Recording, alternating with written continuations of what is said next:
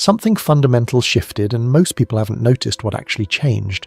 The surface changes are visible, the cultural messaging, the institutional restructuring, the behavioral patterns that seem new but actually emerged from something deeper.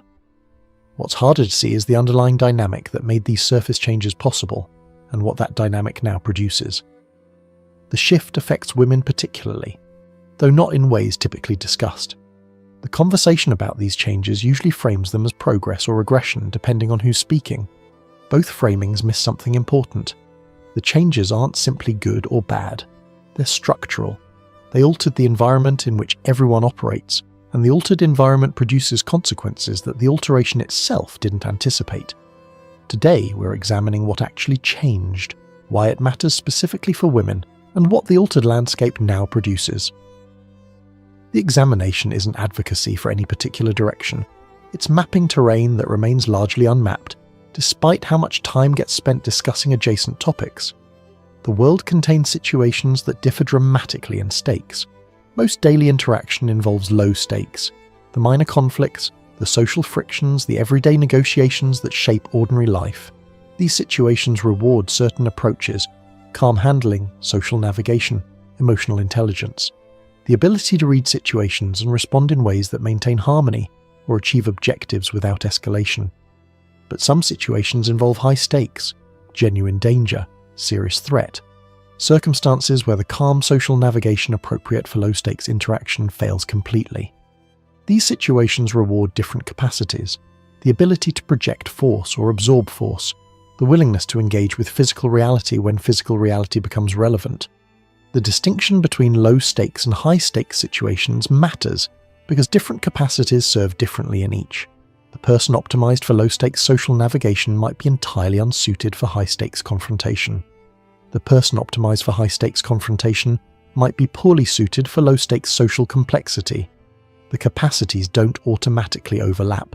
Two types of influence have always existed alongside each other.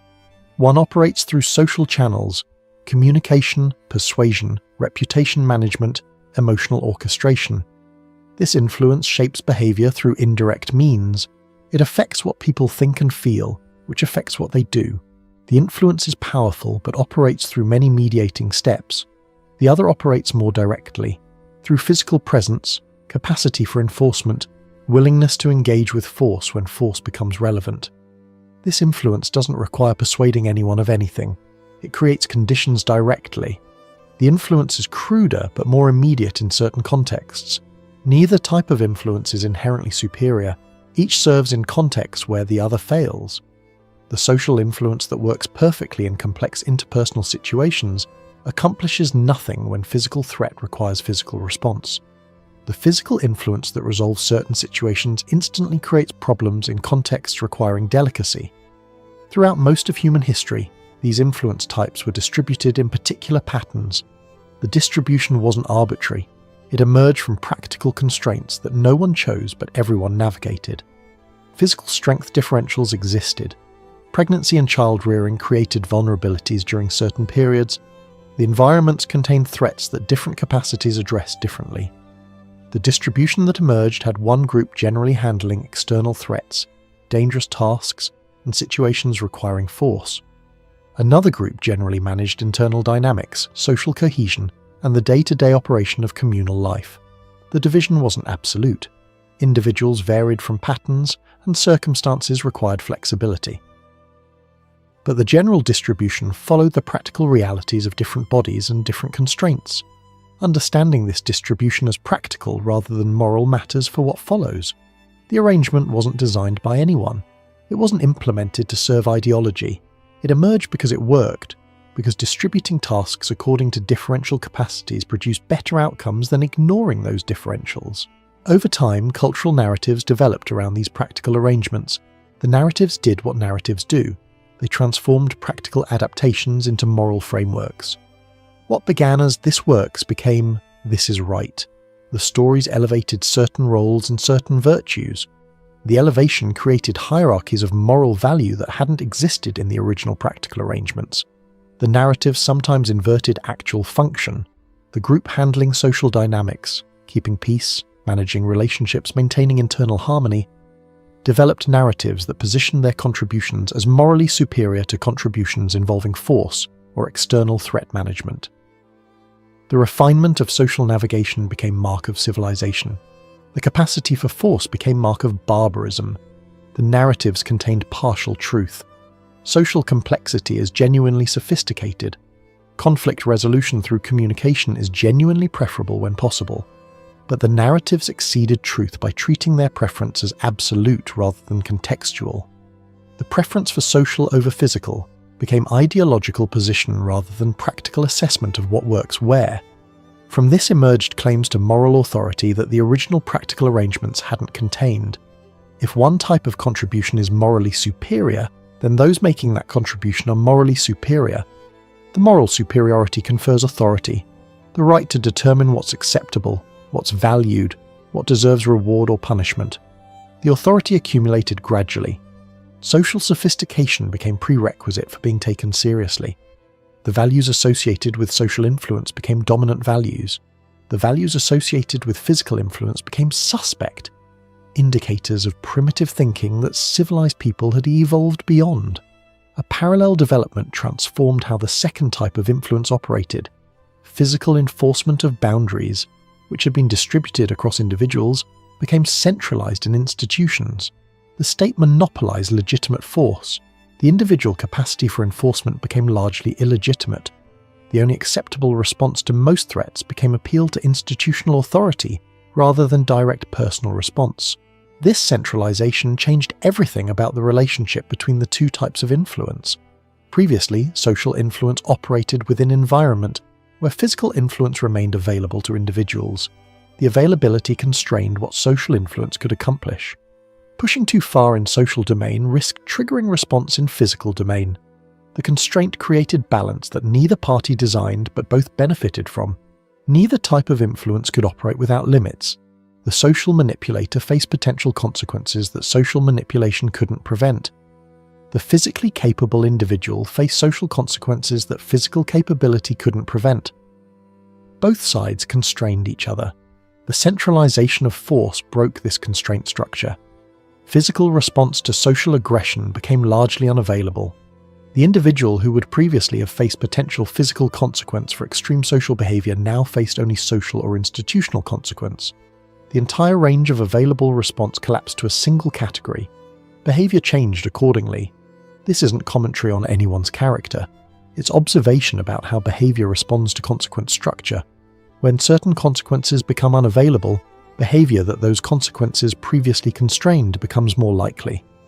The constraint removed produces the behavior the constraint was preventing. What does this look like in practice? Social aggression that would previously have been modulated by awareness of potential physical consequences now escalates further before encountering any meaningful resistance. The person engaging in social aggression has effectively unlimited range to operate within because the historical check on that range has been removed. The removal might be progress. Removing physical consequence from social disputes prevents violence that causes harm. The argument for the removal is genuine, but the removal also produces effects that the argument for removal doesn't address, effects that become visible only after the removal has occurred and behavior has adjusted. The cultural rejection of force extends beyond just removing individual physical response. The culture increasingly treats any acknowledgement that force matters as itself problematic. The physical reality that underlies much of human interaction becomes unspeakable. The pretense that everything can be resolved through social means becomes mandatory. The pretense creates strange distortions. Everyone knows that some situations can't be resolved through conversation. Everyone knows that some people don't respond to social pressure. Everyone knows that the institutions that supposedly handle these situations often don't handle them effectively. But acknowledging any of this becomes impossible, because the acknowledgement conflicts with the dominant framework. The framework serves certain interests while claiming to serve universal interests. This isn't conspiracy. It's normal human behavior. The group whose influence operates entirely through social channels benefits from a framework that delegitimizes physical influence. The benefit isn't consciously pursued. It's structural consequence of the framework that the group naturally supports. Participation in institutional systems extends social influence into domains previously unavailable. The political process, the legal system, corporate governance, educational institutions, all of these operate through social mechanisms. Voting, lobbying, persuading, organising, all social influence activities. The systems themselves become tools for implementing outcomes through indirect rather than direct means. The expansion of these systems expanded the domain where social influence operates. Simultaneously, the domains where physical influence legitimately operates contracted. The net effect: massive shift in relative power of the two influence types. One expanded while the other contracted. The shift was real, regardless of whether it was good or bad. Self-interest operates normally throughout these dynamics. Every group tends to support arrangements that benefit that group. The support doesn't require conscious calculation or sinister motive. The group whose capacities are advantaged under certain arrangements naturally supports those arrangements. The support feels like support for what's right, rather than support for what's beneficial. No group is exempt from this dynamic. The group favoured by previous arrangements supported those arrangements and justified them through narratives of naturalness or tradition. The group favoured by current arrangements supports these arrangements and justifies them through narratives of progress or justice. The pattern is identical, only the beneficiary differs. The dependency between influence types that existed historically has been obscured by these shifts. Social influence in previous arrangements depended partly on physical influence existing as ultimate limit. The negotiation that social influence enabled was negotiation between parties who both had some form of recourse. The recourse balanced the negotiation. Remove the physical recourse, and the negotiation becomes something different. One party retains full capacity to impose costs through social means. The other party's capacity to impose costs has been largely eliminated. The negotiation that previously occurred between parties with mutual capacity becomes something closer to dictation by the party with remaining capacity. The claim isn't that this change is wrong. The claim is that this change occurred and produced effects that deserve examination rather than denial. The effects are visible throughout contemporary social dynamics. The examination helps explain patterns that otherwise seem inexplicable. Balance previously existed through mutual limitation. Neither influence type could operate without constraint from the other. The constraint created moderation that neither party sought but both experienced. Remove the constraint from one side while maintaining it on the other, and the balance disappears. What remains isn't freedom. It's imbalance that produces its own problems. The accountability structure that mutual constraint created has weakened dramatically. Accountability requires that actions produce consequences. When one type of action can produce consequences and another can't, accountability becomes asymmetric. The party whose actions still produce consequences for others but not for themselves experiences different incentive structure than the party whose actions produce consequences both ways. The asymmetry shows in behaviour. When actions don't produce consequences, behaviour tends toward extremes that consequences would have prevented. The observation isn't moral judgment, it's description of how consequence structures affect behaviour generally. Remove consequences from any domain, and behaviour in that domain changes accordingly. The changes affect women specifically, because women's historical influence operated substantially through the social domain.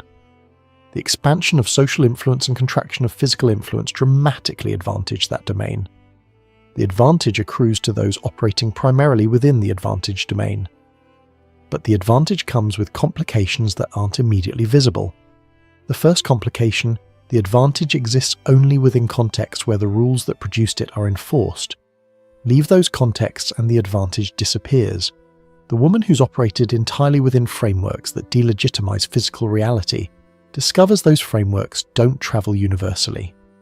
The second complication: the removal of constraint on social aggression doesn't make social aggression consequence-free. It changes what the consequences are.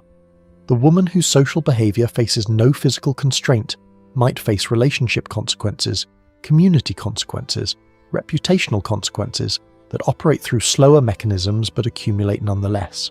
The third complication: operating without constraint for extended period produces habits and expectations that transfer poorly to situations where constraint exists. The behaviour normalised in consequence-free environments becomes default behaviour. The default then appears in environments where the behaviour has consequences the original environment didn't have. The fourth complication: the frameworks that removed physical constraint from men also removed physical protection from women. The The same system that prevents male response to female aggression also reduces male investment in female protection.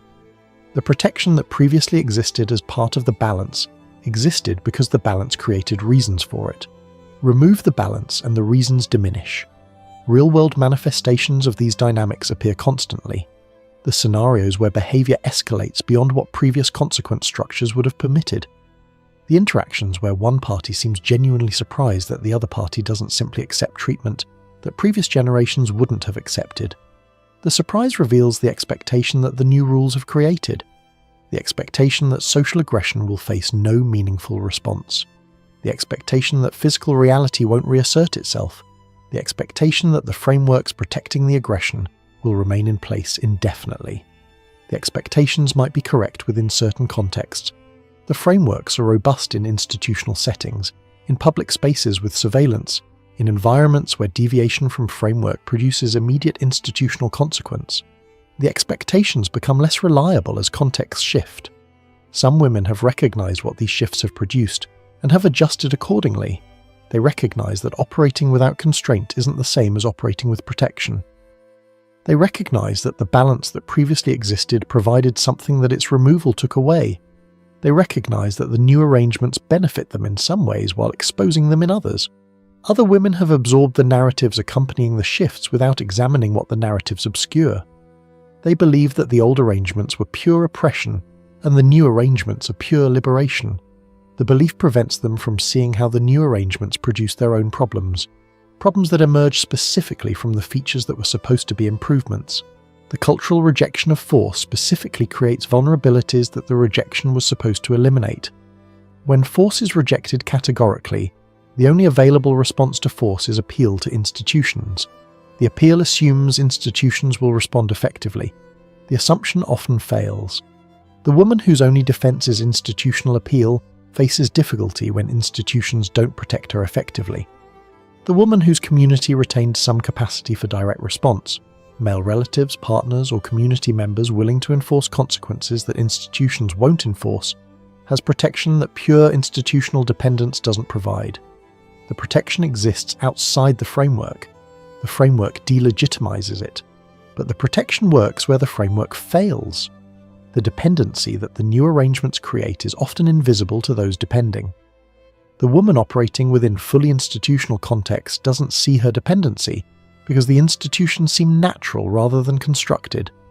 The dependency becomes visible only when the institutions fail, when the police don't arrive, when the legal process doesn't produce justice, when the systems supposed to protect prove inadequate. Meanwhile, behavior calibrated to consequence-free environment produces outcomes when consequences return. The social aggression that faced no meaningful response in protected environments produces responses when it appears in unprotected environments. The surprise at the response reveals the expectation that no response was possible. The call for balance that emerges from this analysis isn't call for returning to previous arrangements wholesale. The previous arrangements had problems that motivated the changes. The call is for recognizing that the changes also produce problems that don't get addressed by pretending the changes were pure improvement. Restored balance would involve multiple recognitions. Recognition that both types of influence have legitimate domains. Recognition that constraint on one without constraint on the other produces imbalance rather than justice. Recognition that behavior adjusts to consequence structures, and that removing consequences from some behaviors while maintaining them for others produces predictable asymmetries. The restoration doesn't require returning physical violence to interpersonal conflict.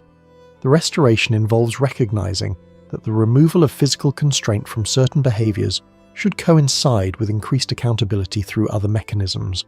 If social aggression no longer faces physical consequence, it needs to face social or institutional consequence that actually constrains. Currently, the constraint is asymmetric. One type of aggression faces severe consequence. Another type faces minimal consequence. The asymmetry produces exactly what asymmetric consequences always produce. More of the behavior that faces less consequence, less of the behavior that faces more consequence. The outcome isn't mysterious once the cause is understood. What does this mean for women specifically? It means that the advantages the current arrangement provides come with costs the current arrangement obscures. The expansion of social influence without constraint expands power in the short term while potentially accumulating liabilities in the long term. The liabilities include deterioration of relationships with men who feel constrained in ways women aren't constrained, erosion of the protections that previously existed as part of balanced arrangement, development of behavioral patterns that function poorly outside protected environments, dependency on institutions that may not maintain current form indefinitely. None of these liabilities are inevitable. They're tendencies that the current arrangement produces. The tendencies can be resisted through individual choices that deviate from what the arrangement encourages. The woman who recognizes the liabilities can operate differently than the woman who doesn't. The individual recognition matters because collective change on these issues is unlikely. The frameworks that produce the current arrangement are deeply embedded. The beneficiaries of the arrangement resist examination of its problems. The conversation about these dynamics has been largely foreclosed by designating it as inappropriate. The designation itself reveals the problem. Topics that can't be discussed can't be addressed. The prohibition on discussing how the removal of certain constraints has affected behavior prevents the discussion that might restore appropriate constraints. The prohibition serves the continuation of the problematic dynamics. For women navigating this landscape, awareness of what's actually operating serves better than absorption of narratives about what's supposedly operating. The narrative says the current arrangement is liberation from historical oppression. The reality includes elements of that narrative while also including complications the narrative doesn't acknowledge. The awareness produces different behavior than the narrative produces. The woman aware that her social aggression faces artificial absence of consequence might moderate that aggression. Not because she's been forced to, but because she recognizes that the absence of consequence doesn't mean absence of effects. The woman aware that institutional protection has limits might cultivate relationships and communities that provide non-institutional backup. The cultivation isn't admission that institutions shouldn't protect her, it's recognition that depending entirely on any single protection source creates vulnerability. The woman aware that behavioral patterns developed in protected environments transfer poorly to unprotected ones might consciously maintain patterns that work across contexts rather than optimizing for contexts that won't always be available. These individual adjustments don't solve the structural problem. The structural problem requires structural response. The restoration of appropriate constraint on behaviors that currently face none. The rebalancing of accountability that has become asymmetric. The examination of frameworks that currently prohibit their own examination. The structural response probably isn't coming through deliberate collective action. The interests that benefit from current arrangements are powerful and organized. The conversation that would precede reform is prohibited. The change that would produce better balance is blocked by the same dynamics that created the imbalance. What's more likely is adjustment through mechanisms that don't require collective agreement. Individual men withdrawing from arrangements that constrain only them. Communities forming that operate by different rules than surrounding institutions. Consequences emerging through channels that current frameworks don't anticipate or can't prevent. The adjustments will be messy. They won't produce ideal outcomes. They'll produce different problems than current arrangements produce. But they're the mechanisms through which imbalanced systems tend to rebalance when deliberate reform isn't available. The rebalancing happens whether anyone wants it or not. Women positioned well for these adjustments are women who see what's actually happening rather than what narratives claim is happening. They recognize that current arrangements provide certain advantages while creating certain vulnerabilities. They cultivate resources across multiple domains rather than depending entirely on one. Women positioned poorly are those who've absorbed current frameworks as complete truth. They believe the protection they experience is permanent rather than contextual. They've developed patterns that work only in protected environments. They'll experience difficult adjustments when circumstances that current frameworks depend on change.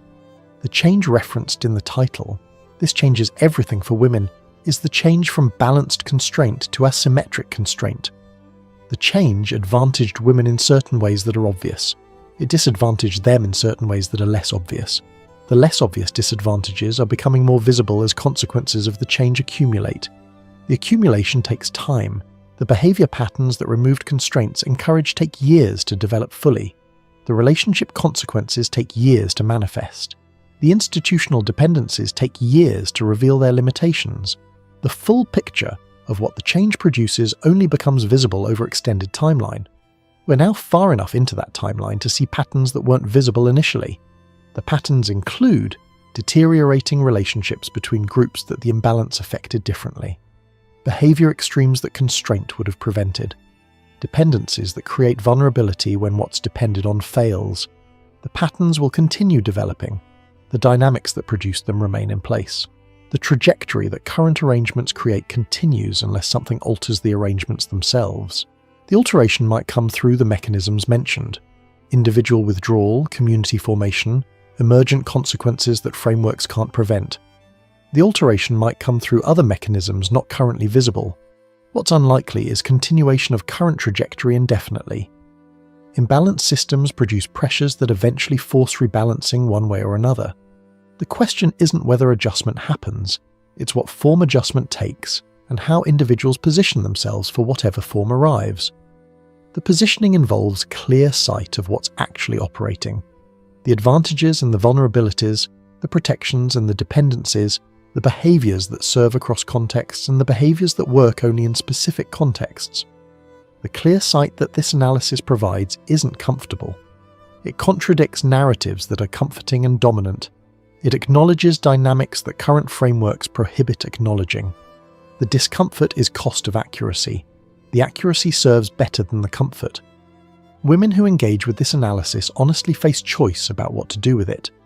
Continue operating as current frameworks encourage, accepting the vulnerabilities that come with the advantages, or adjust toward patterns that distribute across multiple domains, accepting reduced benefit from current arrangements in exchange for reduced vulnerability to their limitations. Neither choice is obviously correct. The choice depends on individual circumstances, risk tolerance, and assessment of how long current arrangements will persist. The woman who believes current arrangements will continue indefinitely makes different choice than the woman who believes adjustment is coming. What's not available is choice to ignore the dynamics entirely. The dynamics operate whether acknowledged or not. The consequences accumulate whether anticipated or not. The acknowledgement and anticipation provide opportunity to position appropriately. The absence of acknowledgement removes that opportunity. More content exists on specific aspects of these dynamics, on positioning strategies for different scenarios, and on historical examples of how similar imbalances have resolved. Links available. For those observing these patterns in their own contexts, the behavioral changes, the deteriorating relationships, the emergent consequences, share what you've noticed. The accumulated observation helps clarify what's actually happening versus what narratives claim is happening. Something fundamental changed. The change advantaged certain approaches and disadvantaged others. The advantages came with costs that are still revealing themselves. Understanding what changed and what it produces serves everyone trying to navigate what the change created.